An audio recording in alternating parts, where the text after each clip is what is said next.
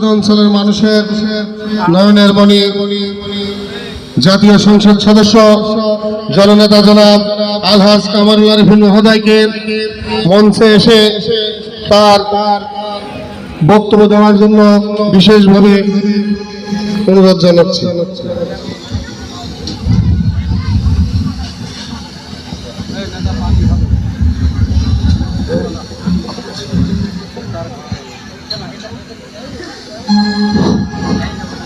আউযুবিল্লাহি মিনাশ শাইতানির রাজিম। বিসমিল্লাহির রহমানির রহিম। আসসালামু আলাইকুম। আদাব। মিরপুর উপজেলা প্রশাসন পরিষদ কর্তৃক আয়োজিত